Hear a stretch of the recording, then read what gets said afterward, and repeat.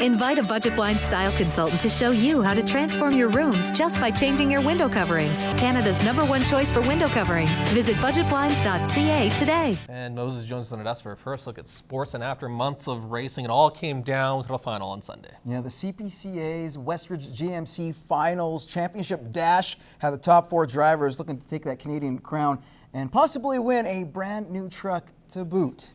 Now we'll head to heat number 9. Vern Nolan coming off the 4-barrel, looking to win his 4th Canadian title in a row, his 5th of his career. Let's talk about Wayne Knight, shall we? Quietly making his way into the top 4. The veteran was coming off the 3-barrel. Would this be Chris Molly's day, coming off 2? He has risen over the last few years to be one of the top drivers in the circuit. Or will Ray Mitswing ride into the sunset as a High Point champion and a Canadian champion in his final race in Lloydminster of his career? Those were the storylines going in, but there was a scary moment in this heat and a warning some viewers might find this viz disturbing. The horn sounds and the Westridge GMC final is underway as Stones go in and Outriders mount up.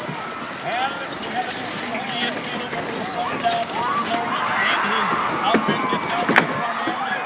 We've got all kinds of problems in the infield. We have to say the good news, no horses or drivers, both Knight and Mitswing, were hurt in a collision. Nolan would cross the line first. Molly and his outfit finished second. After video review, the results actually look more like this. Ray Mitswing would finish 4th with a no time for wagon interference. Chris Molly finished 3rd with 9 seconds in penalties, giving him a time of 1:44.15. Vern Nolan would finish 2nd with 4 seconds in penalties, giving him a time of 1:28.74. And the official Canadian champion is Wayne Knight, who wins with an average time despite not finishing the race. He averaged 1:24.44, and congratulations to Wayne Knight, the Canadian champion. With more, here's Brett Morton. Well, the track is now calm, but yesterday it was a different story. We had overcast skies. The track was still a little bit wet from Saturday's rain showers that we had. High Point champion Ray Mitswing, Chris Molly, Wayne Knight, and Vern Nolan were in the championship dash.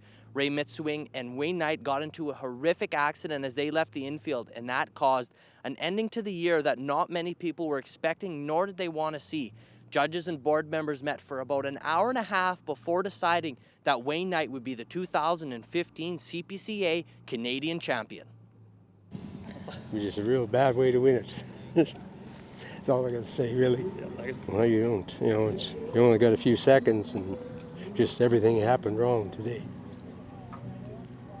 You know, it's talking to all 4 drivers is a horrible way to end a dash, but you know, we all fortunate enough to walk away from it. No horses were injured, we weren't injured. You know, equipment can be fixed at any time. So you know, like I said, it's not how we wanted to end the year. We wanted to go out, put on a show for the crowd, but it is what it is, and everybody's okay. So that's the important thing. We had it in the bag when we turned the top, and things went to hell. Well, I don't really know what happened, really, whether my line got caught on my evener or what happened.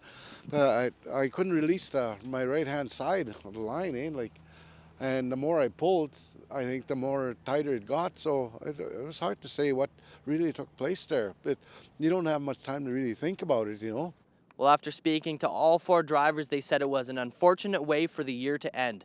Fortunately, Ray Mitswing and Wayne Knight, they walked away with some minor injuries and are going to be okay. And for all horses involved in the accident, they are perfectly fine and will be able to race again next season. Reporting from Halstead Downs, Brett Morton. Welcome back, everybody.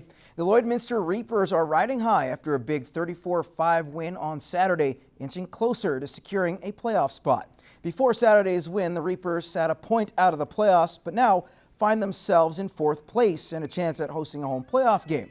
So heading to their final contest of the regular season on Saturday, the Reapers control their own destiny, taking on the Cold Lake Penguins, who need to win themselves to secure a postseason berth, setting up a matchup between 2 clubs with a unique relationship. Our women's team was combined with theirs, so we got to know them and be a little friendly. But when it's kickoff, they're the opposing team. We're going to run it down their throat. We're going to hit them. I mean, there'll be the odd step and the odd elbow, and I mean, stuff happens when you're on the field, right? We could finish 3rd, we could finish 6th, we could finish 8th. it really all depends on how next week goes. And I mean, I like Cold Lake; they're great guys, but you're gonna lose. I got to put it that way. We got to win it. So we got the guys that can do it. It's a home game. We got home field, so we should be able to pull it off. To some Alberta Football League action from the weekend, the Lloydminster Vandals end their 2015 campaign on a good note, beating the Grand Prairie Drillers 23-16. The team finishes the season with a 2-6 record.